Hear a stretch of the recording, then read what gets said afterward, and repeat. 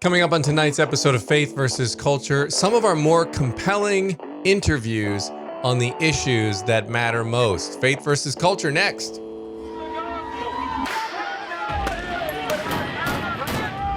have sex before you marry is a bad idea. Don't tell me there's no such thing as gun violence. That just depends on your definition of when life begins. There are problems of sin and habit that cannot be solved outside the person of our Lord Jesus Christ.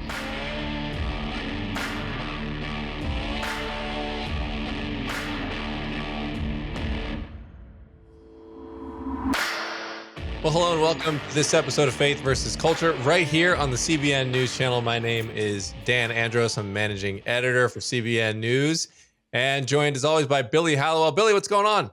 Doing well. How are you? Good. I'm looking forward to our conversation today with Sam Alberry.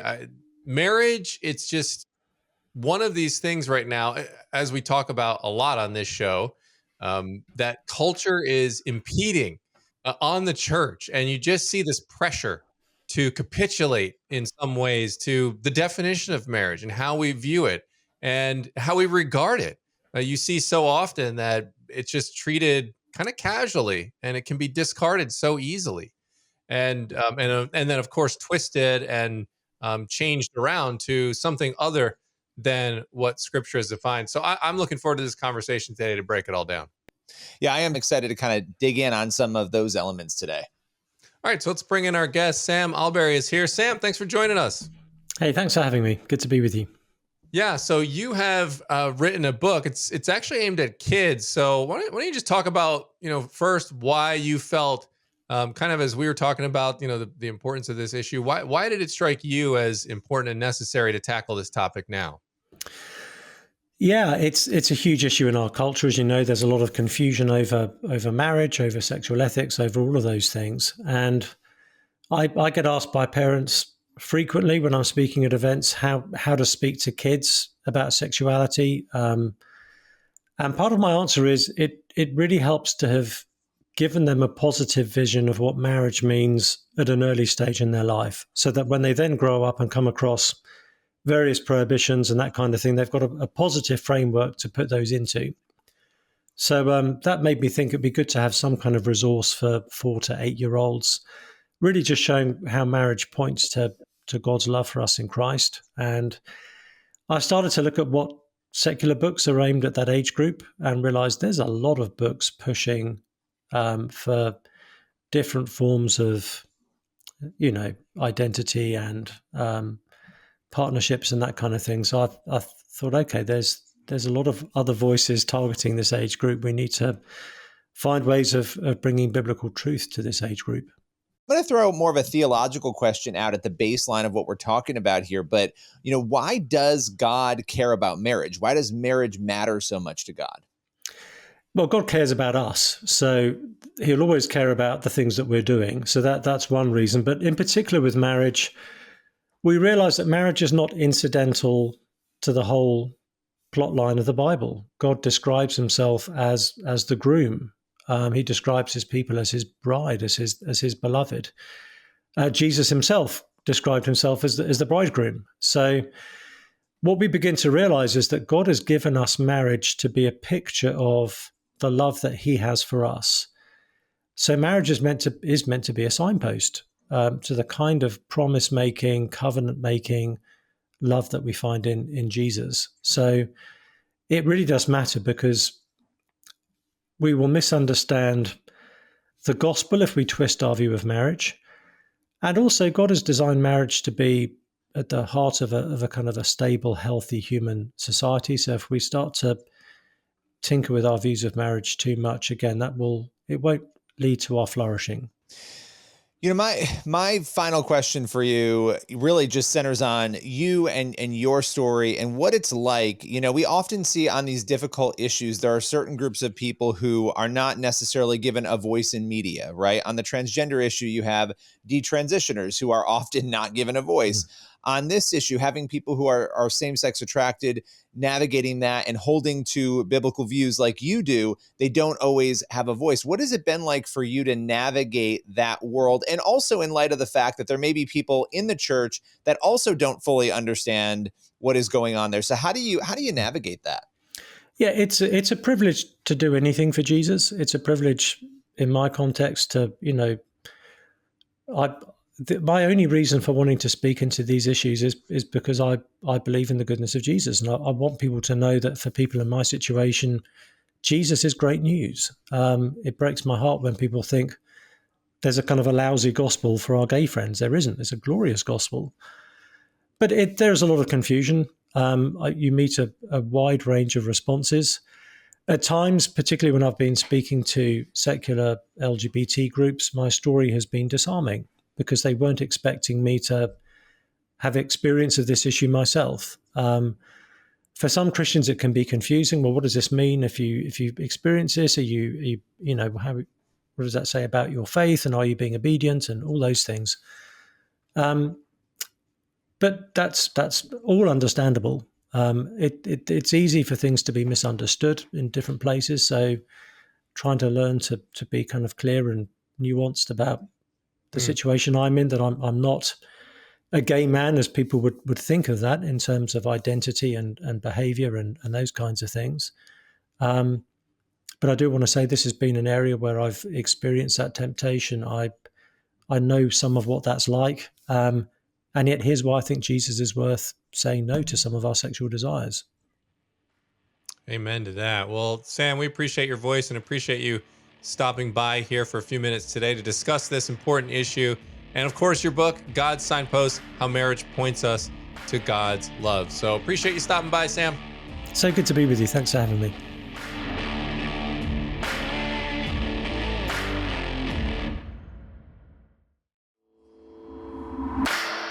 Well, hello and welcome to this week's episode of Faith versus Culture right here on the CBN News Channel. Billy, it's another tragic day with another school shooting. Yeah, it's been a rough week, and I couldn't think of anybody better to bring on than Evan Todd, who actually, we've been longtime friends. He's a survivor of Columbine and has really looked a lot at these issues over the years. So, Evan, how you doing today? All right. How are you? Good. Evan, every time these events happen, every time we see these shootings unfold, I always think of you immediately because I know you, but I also think, what is going through your mind and your heart every time you turn on a TV and see that another event like this is unfolded? It's heartbreaking, because I know what's going through those families' minds and going through the students that were involved. I know that it brings those feelings back, and it breaks my heart that people have to experience that kind of the pain and kind of the uncertainty. So and then there are aspects of it because of the time that has passed and the thought that I put into it that's infuriating, that we don't have more school safety measures in place at every single school, that we're not really addressing mental health issues or even our education system that I think is perpetuating these kinds of problems. Mm. Yeah, and you bring up the school safety issue, and judging by the looks of it as an outsider, there's a couple things here. One, the police chief did say that the shooter in this case looked at a couple different targets and ended up settling on this school because they thought there'd be less resistance there. There was more security at the other school. And that said, this school had protocols in place, and it looks like the doors were locked, but she shot her way in through the windows, and they did a good job of evacuating the kids out. Obviously, it wasn't enough, as you had three kids die and three other adults die as well, very tragically. But even when they did a pretty good job, it's just tough. Yeah. Well, and that's the most infuriating part when I look at these, is most of the protocols that are in place right now, they completely ignore the two biggest factors that we need to address. And that's one, a armed presence to immediately deal with the threat, and then two, a medical response if something like this happens. Both of those things can save lives, and most of the major, safety protocols, standard response protocols ignore those two main facts. The first thing that people do when someone comes into the school and is shooting and trying to kill people, the first thing they do is call for law enforcement. They call for people with guns to come stop it. And so Hmm. why are we waiting, 7, 10, 15 minutes for police to respond when we can have either armed security, armed teachers, armed staff, uh, or a marshal program? There's a lot of ways, but we need to have an armed presence in our school. It's not a political debate or divide. It's not over the gun. We need to protect our schools. If people want to have other political debates, that's fine. But ask these, the Democrat and the Republican, even some of the that are pushing for gun control measures. Ask them how their children are protected in schools, and they will tell you they're protected with guns. Every child should be, and every school and every community should be protected every single day. Yeah, and you raised a number of interesting issues there. I know you've done a lot of work with helping train teachers, right? This is a big policy debate in this country, whether or not teachers should be allowed in schools to carry firearms. But moving outside of that for a moment, we could talk more about that. But the idea of having somebody armed, you raised an interesting point. Who do you call right away? You call the police to come and neutralize the threat. Why do you think so many schools still don't have maybe that security, whether it's a resource officer, a police officer, or armed teachers? Why has there been either resistance or a reluctance to act on that? I that's one of the $1 million questions. It could be as nefarious as people that are pushing a certain gun control agenda at high levels don't prioritize kids' lives. They prioritize their political ideology in pushing that agenda. I think there's also a level of apathy, or you know, if it's out of sight, out of mind, people think, oh, this is not going to happen. And this is very rare, but still, I'm not taking those chances with my children. I know auto accidents are very rare, but I still use seatbelt buckles and try to follow safety measures. These are precautions that would stop it. And I think if we had armed staff and security, teachers, however way, that could confront these murderers, when the next school shooter sees that they will be met with force immediately, I think people will lose the initiative to do this. It's preventative in nature, and it's also proactive in protecting the schools. Hmm. But I will Yeah, say this. one of the Oh, go ahead. no, go ahead, finish up. I was going to say, I will say this. I think if parents demand this of their school boards and their principals and their teachers, if the parents rise up and demand this level of protection, it will happen. They'll have no choice but to protect our schools. Absolutely. And before we let you go here, what would you say to those people right now, to those families who just went through this? They lost their loved one. They're where you were back in 1999, down in Nashville right now. What would be your message to them for just hope in the future?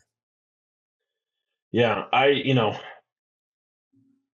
know that life is never going to be the same, um, and uh, and it's hard to find answers. But I would say just turn to God, and I know that's what they're doing.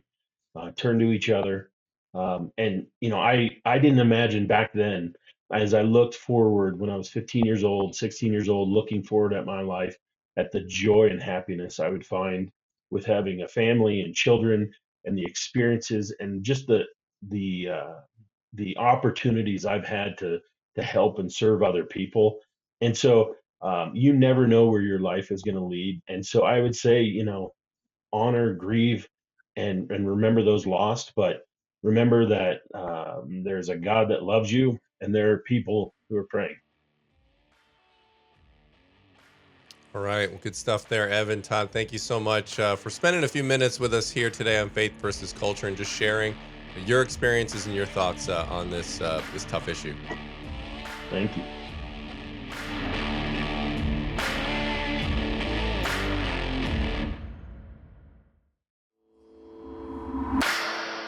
Welcome to Faith versus Culture. I'm Billy Hollowell, and I'm excited to be joined by Abby Johnson today. Abby, how's it going? It's going great. Thanks for having me on.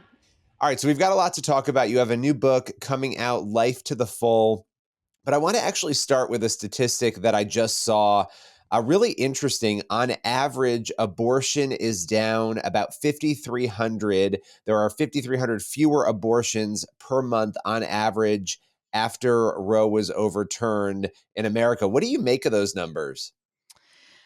Well, I mean, it's one of those things where you're kind of like, are we optimistic right now? I'm not sure that really accounts for, those are recorded abortions, so you know that doesn't account for mail-in medication abortion. Um, we hope that's what's really happening. We hope that abortion is going down, of course. We think that it is. We think that babies are being saved. We think that lives are being saved. Is that the real number? We don't really know. We think that overturning Roe has certainly done something to the culture in favor of life, but ultimately, I mean, you've got to change minds. You have to change hearts, and that's what we're trying to do in the movement. Yeah, I mean, imagine if we went throughout history with all the things that were legal and we acted as though those were moral things just because it's Right. legal, it's more right. I mean, we've seen how that can go wrong in the past. And I have to ask you, I mean, you just mentioned everybody who knows your story, they know you were a clinic director at Planned Parenthood. You've had an incredible transformation in your life. And you help so many people now. But for so long, the pro-life community wanted Roe to be overturned for 5 decades, right? People prayed for it. They took to the streets for it. They did advocacy work for it. How confident were you beforehand that you would actually see the day where Roe was overturned? I was always pretty confident. Well, I should say, when I first left Planned Parenthood, I was not very confident because that was kind of drilled into me when I was at Planned Parenthood. That was, no matter what happened, no matter what strides the pro life movement made, um, Roe was never ever going to be overturned. That was solid, law. That was never going to happen. Um, but really, the first time that I really believed, no, we are going to see the overturning of Roe was really in 2011, and that was the first legislative session that I participated in as a pro-life person, and I watched how engaged pro-life legislators were, and I had a large part in getting the ultrasound bill passed in the state of Texas. And the legislators were asking me, they were saying, Abby, what can we do to shut down abortion facilities? And I said, you need to pass an ultrasound bill. If you pass an ultrasound bill, for many different reasons, which I explained to them, that's going to shut down about half of abortion facilities in Texas. And they said, okay, let's do it. And they did it. And what do you know? About half of the abortion facilities in Texas closed down. They came back to me and they said, Abby, tell us more, right? Like what bills can we pass? If you could give us 5 bills that would shut down the bulk of abortion facilities in Texas, what would it be? And so I gave them a list of my 5, and they said, okay, we're going to get them passed. And they did. The next session, they got all 5 of them passed. That really gave me a lot of hope, right? That we had legislators in positions of power that really wanted to get this done. But coming fresh out of Planned Parenthood was so sure. They were so confident that Roe was never going to be overturned. The first year that I left, I did believe that it was not going to happen. One thing I love about you is you always kind of get into the nitty-gritty, the pieces of the puzzle that people might not be thinking about. Where are some issues you think that maybe the pro-life community needs to pay special attention to, after Roe? Well, I think we need to be careful what we're calling a victory. I think that the pro-life movement, if I'm just perfectly honest, I think the pro-life movement has become so used to losing that we are willing to celebrate a loss and call it a victory. I think that we're so accustomed to losing that we're willing to celebrate mediocrity.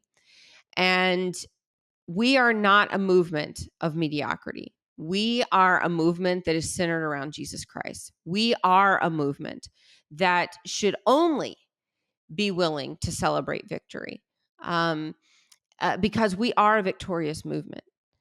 And so I worry about that. I worry that we are going to become a movement that is trying to tell people the best way to kill their baby.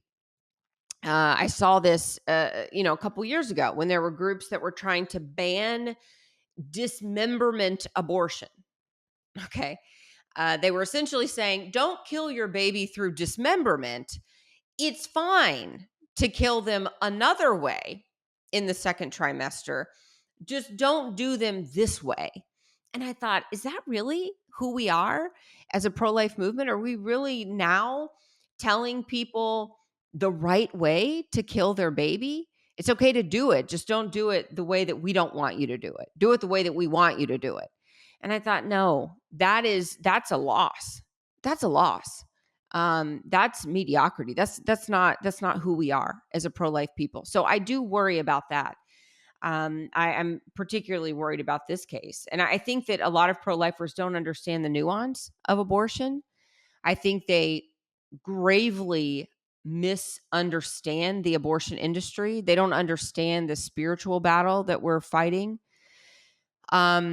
They don't understand what's actually happening inside of the abortion industry. And they do not understand the carnal desire that the abortion industry has to kill our children. They think it's all about money. It's not about money, Billy. They are killing children because they want to destroy the image of God.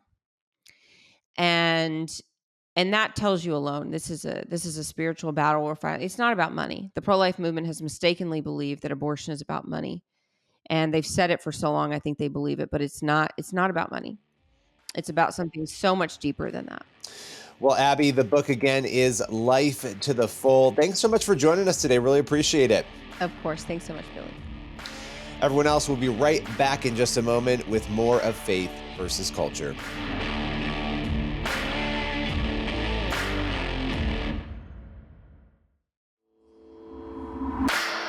All right, that's all the time we have for this episode of Faith versus Culture right here on the CBN News Channel. As always, we'll be praying for you as you go throughout your week, and we'll see you back here next time. God bless. See you then.